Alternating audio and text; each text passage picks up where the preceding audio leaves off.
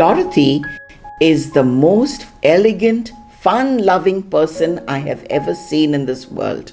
She was in her 90s. She would get on my scooter. We would go down to Ibrahim Saib Street, eat Rawal jalebi on the roadside, wash our hands with a bottle of water from the scooter and come home and not say a word to my mother who was diabetic. Dorothy was born in 1921 and her family has always been Bangalore based. They've loved Bangalore from the time they could ever remember. This is because her dad was born here. Now she's a seasoned Bangalorean, but she is really quite dismayed at the way Bangalore changed. But then she's very accepting sort of person and she says, well, if Bangalore's moving on, so am I. We stayed on Continuum Road and then we retired. We took a house on Edward Road. So we lived there till 1946. It was a bungalow, very pleasant. We had 17 rooms. I only discovered that when some children came over and they told me how many rooms there were. I never bothered to find out.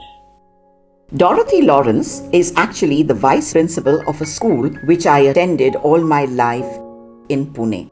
The school's name was St. Mary. Dorothy was the vice principal. Actually, she was my art teacher. Since she was living alone in Bangalore, my mother and I decided it's not a good idea for her to live alone. So we invited her to live with us 16 years ago. And that's how we came to be a family.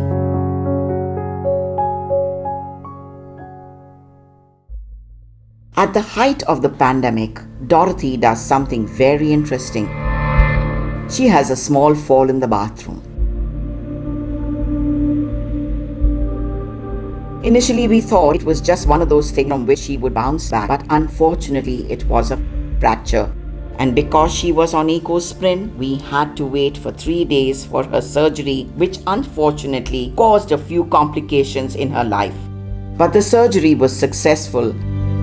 And because HOSMAT was having a new challenge in that their post-operative surgery patients were contracting COVID quite mysteriously, the doctor asked us to move her out of HOSMAT as soon as we could. That's when this fantastic organization called Sukino came into play.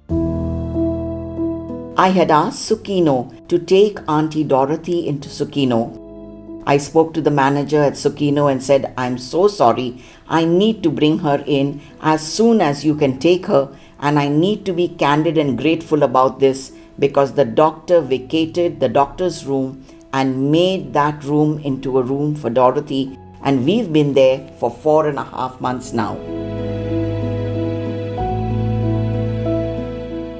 We've been in rehab, and this absolutely fantastic physiotherapy team, the nursing team, the caregiving team, the admin staff, everyone in Sukino started treating Dorothy like family. They started taking care of her needs well beyond the call of duty. Sukino is a place that really endeavors to rehabilitate people and make you feel that life is worth living again. And that's something I will always be appreciative of. In fact, when we were leaving Sukino, the entire physiotherapy team was on the street with us, putting Dorothy in the car and saying, please go home. It was the most fantastic experience I've had in a long time in my life.